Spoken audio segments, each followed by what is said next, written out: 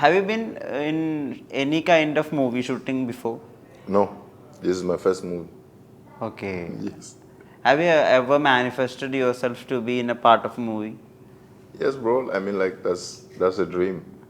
It's been my dream, like, but I haven't got a chance yet. But I've been in contact with some of the Hollywood and Bollywood stars. I was expecting one day to get such a chance like this, but coincidentally, it happened here. So I'm very happy about it. This is my first movie, actually. The love, the warmth that Malayalis has to you is very natural. It's very innocent. So when did you first realize that you have a big fan base over here and people are really meaning that you are the brother, that is Unni Ettan? Yes. So when did you first realize that? Yeah, man, I see the comments. I read the comments and I see the love online, you know. Whenever I do like Malayalam songs, man, the comments are so heart-touching even when you read, you know. You know, just by typing, you can understand that someone is feeling it, you know. Jomony best friend ആയതുകൊണ്ട് ചോദിക്കുക, ഈ നമ്മുടെ ഈ പുറത്തെ, അതായത് തമിഴിലോ തെലുങ്കിലോ ഉള്ള ആക്ടേഴ്സിന് പോലും മലയാളം പറയുക, അതിന് ചുണ്ടനക്കുക എന്ന് പറഞ്ഞാൽ ഭയങ്കര ടഫായിട്ടുള്ള കാര്യമാണ്. ഇദ്ദേഹത്തിനോട് എപ്പോഴെങ്കിലും ചോദിച്ചിട്ടുണ്ടോ അതെങ്ങനെയാണ് ഈ മലയാളം കറക്റ്റ് ലിപ്സിങ് ചെയ്യുന്നതെന്ന് ചോദിച്ചിട്ടുണ്ടോ? ഇല്ല, ചോദിച്ചിട്ടില്ല. വേണമെങ്കിൽ ഇപ്പൊ ചോദിക്കാം. ജോമൻ ചോദിച്ചോ? സമയം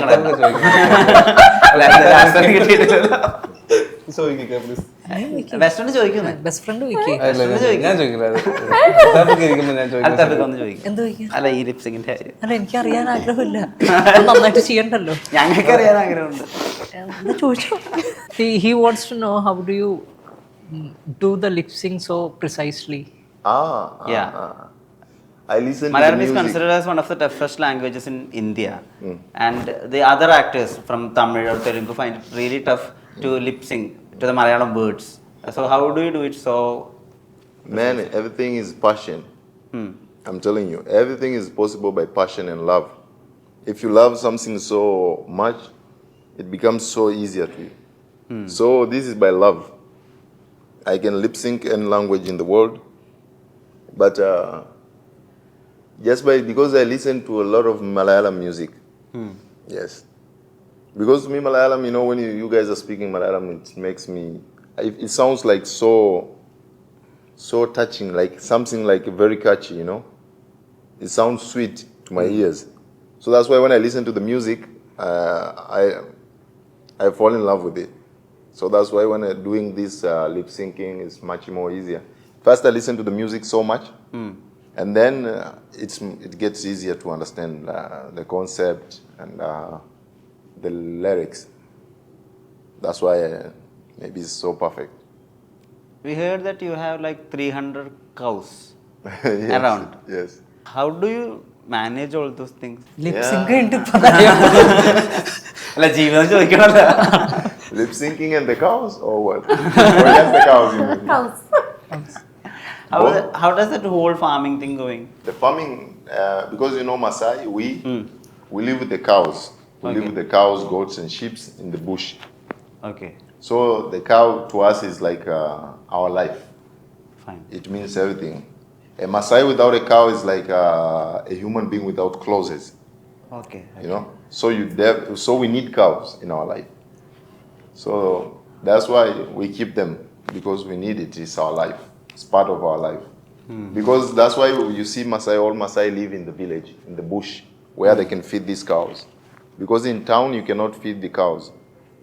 So yeah, I take care of the cows and being a warrior also. And at the time when I'm free, I do these reels and stuff. Anarkali എപ്പോഴും അദ്ദേഹത്തെ നോട്ടീസ് ചെയ്തുകൊണ്ട് സ്റ്റാർട്ട് ചെയ്യുന്നത്? പണ്ട് പുള്ളി ആദ്യം ഹിന്ദി ലിപ്സിംഗ് ഒക്കെയാ ചെയ്തോണ്ടിരുന്നത്. ഓക്കെ. അന്ന് പോലെ ഞാൻ ശ്രദ്ധിക്കുമായിരുന്നു. സൽമാൻ ഖാന്റെ പാട്ടുകളൊക്കെ ചെയ്യായിരുന്നു. അപ്പം പിന്നെ കുറെ കഴിഞ്ഞപ്പോഴാണ് എനിക്കൊന്ന് മലയാളം. അപ്പൊ ഞാൻ ആ സമയത്ത് നോട്ടീസ് ചെയ്യുന്നുണ്ട്. അന്നേ വൈറലായിരുന്നു, മലയാളത്തിൽ എത്തിയിട്ടല്ല വൈറലായത്. അന്നേ അങ്ങനെ ഏതൊരു പാട്ട് ചെയ്തിട്ട്, അപ്പം ആ സമയത്ത് ഞാൻ നോട്ടീസ് ചെയ്തിട്ടുണ്ട്. ഇതിപ്പോ ഇദ്ദേഹത്തെ പോലെ ഒരാളെ കിട്ടുമ്പോഴേ നമുക്ക് അദ്ദേഹത്തിന്റെ ലൈഫ് അല്ലെങ്കിൽ അവരുടെ സംസ്കാരം അതൊക്കെ ചോദിക്കാനുള്ള സമയം ഉണ്ടായിരുന്നു. ഇത് ഷൂട്ടിന് വന്നപ്പോഴേ എല്ലാരും ഇങ്ങനെ വളഞ്ഞിരിക്കുമായിരുന്നു പുള്ളിയായിട്ട് കൊളാബ് സെൽഫി എന്നൊക്കെ പറഞ്ഞിട്ട് ഒരു സമാധാനം കൊടുക്കുന്നില്ല അത് ഭാഗത്തിന്. അപ്പൊ ഞാൻ ഒന്നും അങ്ങനെ സംസാരിക്കാനൊന്നും പോയില്ല. നമ്മള് ഇൻസ്റ്റാഗ്രാമിലൂടെ 1-2 കാര്യങ്ങളൊക്കെ ഇങ്ങനെ ചോദിച്ചെന്നുള്ളൂ. പക്ഷെ അങ്ങനെ സംസാരിക്കാൻ പറ്റിയില്ല. നിങ്ങൾ രണ്ടുപേരും ഇദ്ദേഹത്തെ പോലെ തന്നെ ഡ്രസ്സപ്പ് ചെയ്തിട്ട് ഒരു പ്രൊമോ സോങ് ഷൂട്ട് ചെയ്തിട്ടുണ്ടായിരുന്നില്ലേ? ലൈഫിൽ ആദ്യമായിട്ടില്ല അങ്ങനെ ഡ്രസ്സപ്പ് ചെയ്തിട്ട് ഒരു ഷൂട്ട് ചെയ്യുന്നു. ആൻഡ് ഇവരുടെ ഒരു ഡാൻസ് ടൈമിംഗ് എന്ന് പറഞ്ഞാലും നമ്മൾ ശരിക്കും എടുത്ത് പറയേണ്ട ഒരു ഏരിയ ആണ്. അവർക്ക് നാച്ചുറലി അതുണ്ട്. ഹോൾ ഡാൻസ് ആ പ്രൊമോ സോങ് ഷൂട്ട് ചെയ്തത് എങ്ങനെയായിരുന്നു എന്ന് പറയാമോ? അത് പെട്ടെന്ന് ഷൂട്ട് ചെയ്യുമായിരുന്നു. തലേന്ന് പ്രാക്ടീസ് ചെയ്ത് പിറ്റേന്ന് ഷൂട്ട് ചെയ്യുന്ന ഒരു പരിപാടിയായിരുന്നു. അന്നയ്ക്ക് അറിയത്തില്ല, എനിക്ക് കുറച്ച് പാടായിരുന്നു. അങ്ങനെ ഡാൻസ് ചെയ്ത് വലിയ പരിചയമില്ലാത്തത് ടഫായിരുന്നു. പക്ഷെ ആ മൊത്തത്തിലൊരു എനിക്കെന്ന് വെച്ചാൽ ഒറ്റയ്ക്ക് ഇരുന്ന് പ്രാക്ടീസ് ചെയ്യുമ്പോൾ കുറച്ച് പാടായിരുന്നു. പക്ഷെ ആ ഒരു വൈബിലോട്ട് വന്നു മൊത്തത്തിൽ. സെറ്റും പിന്നെ കിളിയാണെങ്കിലും ഭയങ്കര നല്ലതായിട്ട് വന്നു തോന്നുന്നു. എന്നാൽ ഈ ഡാൻസ് ചെയ്യാനുള്ളത് സിനിമയിലേക്ക് ഇങ്ങനെ കൺവേർട്ട് ആകുമ്പോൾ അങ്ങനെ വിചാരിച്ചിട്ടുണ്ടോ? അങ്ങനെ വിചാരിച്ചില്ല. പക്ഷെ എപ്പോഴും ഒരു മൂവി ചെയ്യുവാണെങ്കിൽ അതിലൊരു ഡാൻസ് സീക്വൻസ് ചെയ്യണം എന്ന് ആഗ്രഹം ഉണ്ടായിരുന്നു. അപ്പൊ അത് ഇതില് പറ്റിയതുകൊണ്ട് അതൊരു ഹാപ്പിയാണ്. അൽത്താഫ് ഈ സിനിമകൾ ചൂസ് ചെയ്യുമ്പോഴേ ഇപ്പം നേരത്തെ പറഞ്ഞ പോലെ അൽത്താഫിന് ഒരു സ്ക്രിപ്റ്റ് സെൻസ് ഉണ്ടല്ലോ. അതുകൊണ്ട് അൽത്താഫ് ചൂസ് ചെയ്യുന്ന സിനിമകൾക്കും ആ ഒരു എൻ്റർടൈൻമെൻറ്റ് വാല്യൂ ഉണ്ടാവുമെന്ന് വിചാരിക്കുന്ന ഒരു പ്രേക്ഷകരുണ്ട്. അപ്പം മന്ദാകിനിയൊക്കെ ഉൾപ്പെടെ ആളുകൾ ഇപ്പോൾ അനാർക്കലുണ്ട് അല്ലെങ്കിൽ ആ സിനിമയുടെ മറ്റ് കാസ്റ്റ് ഉണ്ടെങ്കിലും അൽത്താഫ് ഉണ്ടല്ലോ അതിനകത്ത്. അതുകൊണ്ട് അൽത്താഫിനൊരു ഒരു എന്തെങ്കിലും കാര്യമായിട്ടുണ്ടാവുമെന്ന് മനസ്സിലാക്കിയിട്ടാണ്. അപ്പം അങ്ങനെ ചൂസ് ചെയ്യുന്ന സമയത്ത് അത് ഇപ്പോൾ നമ്മുടെ ബേസിലൊക്കെ ക്രിയേറ്റ് ചെയ്തൊരു ഗുഡ് വിൽ ഉണ്ടല്ലോ, അങ്ങനെ ക്രിയേറ്റ് ചെയ്യാം അങ്ങനെ ആഗ്രഹങ്ങളുണ്ടോ? ഇപ്പോൾ ഈ മന്ദാകിനിയൊക്കെ ആക്സിഡൻ്റലി വന്നതാണ്. അപ്പോൾ പിന്നെ അതിന് മന്ദാകിനിക്ക് ശേഷം ആക്ച്വലി ഞാൻ 1 year അഭിനയിച്ചിട്ടില്ല. ഇല്ല, 1 year കഴിഞ്ഞിട്ടാണ് ഇപ്പോൾ അഭിനയിക്കുന്നത്. ഈ സിനിമയാണ് 1 year നേരത്തെ അഭിനയിച്ച പടങ്ങളാണ് ഈ 1 yearൻ്റെ ഇടയിൽ ഇറങ്ങിക്കൊണ്ടിരുന്നത്. അപ്പോൾ ഒരു ഹോൾ ഇയർ ഇതുവരെ അഭിനയിച്ചിട്ടില്ല. അത് കഴിഞ്ഞിട്ടാണ് ഇത് ഇതിൻ്റെ ഇടയിൽ കമ്മിറ്റ് ചെയ്തത്. ഇനി വരുന്ന സിനിമകളൊക്കെ പക്ക സ്ക്രിപ്റ്റ് പ്രൂഫ് ചെയ്തിട്ട് പ്രോപ്പറായിട്ടാണ് ചെയ്യണത്. ഇനിയും സെൻട്രൽ ക്യാരക്ടറായിട്ട് നായകനായിട്ടുള്ള സിനിമകൾ എന്താണെങ്കിലും വൃത്തിയുള്ള നമുക്ക് ചീത്തപ്പേര് വരാത്തതും എന്നാൽ എനിക്ക് പൂർണ്ണ മനസ്സോടെ ചെയ്യാൻ ഓക്കെ എന്നുള്ളത് മാത്രമാണ് ചെയ്യണുള്ളൂ. ഇപ്പോൾ ഈ കിളിയോടൊക്കെ ചോദിച്ച പോലെ എപ്പോഴെങ്കിലും സ്വയം ഇങ്ങനെ ഒരു നായക നടനായിട്ട് സ്വയം അങ്ങനെ ഒരു സിനിമ മാർക്കറ്റ് ചെയ്യും അങ്ങനെ ആഗ്രഹങ്ങൾ ഉണ്ടായ സമയങ്ങളുണ്ടോ? ഇല്ലില്ല, ഒരിക്കലും ഇല്ല, ഇപ്പോഴും ഇല്ല. ഞാൻ ഇതന്നെ ഇവൻ്റെ തലയിലൊക്കെ വെച്ചാലോ എന്നൊക്കെ ആലോചിച്ചുകൊണ്ടിരിക്കുകയാണ്. അപ്പോൾ എങ്ങനെയാലും തിരിച്ച് ക്യാരക്ടർ റോളിലാണ് കുറച്ചുകൂടി. വേറെ ഒന്നും ഉണ്ടല്ലോ, എനിക്ക് എൻ്റെ പേഴ്സണൽ സമയം കുറച്ചുകൂടി ഇമ്പോർട്ടൻ്റ് ആയിരുന്നു. അപ്പോൾ അത് മറ്റു ക്യാരക്ടർ റോളൊക്കെ ചെയ്യുമ്പോൾ അത് കുറച്ചുകൂടി ഉണ്ടായിരുന്നു. ഇപ്പോൾ ഇത് നമ്മൾ ഹോൾ റെസ്പോൺസിബിലിറ്റി ഏറ്റെടുക്കണം. നമ്മൾ രാവിലെ ഷൂട്ട് ടൈം ആണെങ്കിലും നമ്മൾ മോർണിംഗ് 6:30 അല്ലെങ്കിൽ 7 തൊട്ട് നൈറ്റ് വരെ നിൽക്കണം. അതൊരു 30 days ഒക്കെ കഴിയുമ്പോൾ ഭയങ്കര മോണോട്ടോണസ് ആവും. ഞാനത് യൂസ്ഡല്ല, ഇപ്പോൾ യൂസ്ഡായി വരുന്നു. ഈ ഇപ്പോൾ അൽത്താഫ് ഇപ്പം ഇദ്ദേഹത്തിൻ്റെ ആക്ടിങ് ഹൈപ്പർ ആയിട്ട് ചെയ്യുന്നത് പോലെ തന്നെ അൽത്താഫിൻ്റെ ക്യാരക്ടറിൽ പലപ്പോഴും അൽത്താഫിൻ്റെ ക്യാരക്ടർ വളരെ ഇന്നസെൻ്റ് ആയിരിക്കും. പിന്നെ കൂടെയുള്ള ആളുകളെ ഉപദേശിച്ചുകൊണ്ടിരിക്കുകയും ചെയ്യും. അവർക്ക് എന്തെങ്കിലും ഒരു ലൈഫ് ഹാക്ക് ഇങ്ങനെ പറഞ്ഞു കൊടുത്തുകൊണ്ടിരിക്കും. ഇത് റിപ്പീറ്റ് ആവുന്നത് അൽത്താഫ് ശ്രദ്ധിക്കുന്നുണ്ടോ? ഇല്ല, ഇതിൻ്റെ മെയിൻ സൈക്കോളജി എന്താണെന്ന് വെച്ച് കഴിഞ്ഞാൽ ഞാൻ എന്ത് ചെയ്തിട്ടാണ് ആളുകൾ നേരത്തെ ചിരിച്ചേക്കുന്നത് അത് കുറേ പേര് ഒരു അറ്റ്ലീസ്റ്റ് ഒരു 80% ഓഫ് ദ ഓഡിയൻസ് എക്സ്പെക്റ്റ് ചെയ്യും. അപ്പോൾ ഇത് നമ്മളിത് ഗ്രാജ്വലി ഒറ്റയടിക്ക് നമ്മളിത് ഷിഫ്റ്റ് ചെയ്ത് അങ്ങോട്ട് മാറ്റാൻ പറ്റില്ല. അതേ കുറച്ച് വരാൻ പറ്റുള്ളൂ. ഇപ്പം ഞാനും ഇവനും ബോധപൂർവം നമ്മൾ ഈ സിനിമയിൽ ആ പേസൊക്കെ ഒന്ന് മാറ്റാൻ നോക്കിയിട്ടുണ്ട്. മീൻസ് കോമഡി തന്നെ ചെയ്യണത്, പക്ഷെ ആ ഭയങ്കര ഹൈപ്പറായിട്ടുള്ള പരിപാടി അത് ജോമോനും സീനിന് മുമ്പ് ഭയങ്കര ബോധപൂർവം താഴ്ത്താൻ നോക്കിയിട്ടുണ്ട്. ഞാനാണെങ്കിലും പക്ഷെ എന്നെ സംബന്ധിച്ച് ആ സ്ക്രിപ്റ്റിൽ ആ ക്യാരക്ടർ ഡിമാൻഡ് ചെയ്യണത് അങ്ങനത്തെ ഒരു ഇപ്പം ഞാൻ പ്രീവിയസ്ലി ചെയ്തേക്കുന്ന ക്യാരക്ടേഴ്സിൻ്റെ അതേ സെയിം ഷെയ്ഡ്സ് ആയിരിക്കും.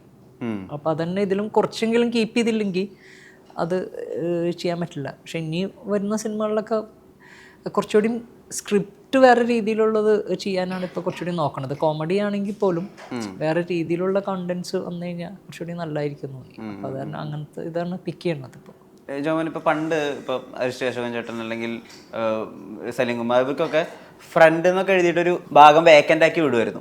അവർ വന്നിട്ട് അത് ഫില്ല് ചെയ്യുമായിരുന്നു, ഡയലോഗ്സ് അല്ലെങ്കിൽ ആ സീൻ. അങ്ങനെ ഇപ്പോൾ ജോമനെ ഏൽപ്പിക്കുന്ന ഒരു അവസ്ഥയുണ്ടോ? അതായത് ജോമൻ വന്നാലൊന്ന് പൊലിപ്പിക്കും, അങ്ങനെ ഒരു ഉത്തരവാദിത്വം കൊടുക്കുന്ന പരിപാടി ഉണ്ടോ? സ്ക്രിപ്റ്റിലുള്ള പരിപാടികൾ പിന്നെ എന്തെങ്കിലും എനിക്കെന്തെങ്കിലും ഇപ്പോൾ ഇതിൽ എന്തെങ്കിലുമൊക്കെ നമുക്ക് തോന്നുന്ന ഡയലോഗ്സിൽ എന്തെങ്കിലും പ്രശ്നം തോന്നുന്നുണ്ടെങ്കിൽ ഇക്ക ഹെൽപ്പ് ചെയ്ത് വേറൊരു പുതിയ പരിപാടിയിലോട്ടൊക്കെ ആകെളത്താണ് എല്ലാ സീനും ഒക്കെ നോക്കാറുണ്ട്. ഞാൻ നമ്മളുടെ ഇതിൽ അങ്ങനെ നോക്കും നമ്മൾ. ഈ ഇപ്പം നമ്മൾ മലയാളം സിനിമ ഈ അടുത്ത ലെവലിലേക്ക് പോകുന്നു, അല്ലെങ്കിൽ വലിയ ബഡ്ജറ്റുകൾ സ്വപ്നം കാണുന്നു എന്നൊക്കെ പറയുന്ന സമയത്ത് നമ്മൾ പലപ്പോഴും ഈ കണ്ടന്റ് ഉള്ള ചെറിയ സിനിമകൾ ഇവിടെ വലിയ വിപ്ലവം ഉണ്ടാക്കിയിട്ടുണ്ട്. അപ്പോൾ ഈ ക്ലബ്ബുകൾ കയറി പോകുന്ന സമയത്ത് നമ്മുടെ നാടിൻ്റെ കഥകൾ പറഞ്ഞിട്ടുണ്ടായിരുന്ന ഈ പെരുവണ്ണാപുരത്തെ വിശേഷങ്ങൾ അല്ലെങ്കിൽ ഗോളാതിര വാർത്തകൾ അങ്ങനത്തെ സിനിമകളുണ്ടല്ലോ, അതിപ്പോൾ അറിയാതെ ബേസിൽ യൂണിവേഴ്സിറ്റി മാത്രമേ സംഭവിക്കുന്നുള്ളൂ. അത് അൽത്താഫ് മിസ് ചെയ്യുന്നുണ്ടോ പേഴ്സണലി? തീർച്ചയായിട്ടും അങ്ങനത്തെ ചെറിയ ചെറിയ സിനിമകളും റൂട്ടഡ് ആയിട്ടുള്ള സിനിമകളും ഭയങ്കരമായിട്ട് മിസ് ചെയ്യുന്നുണ്ട്.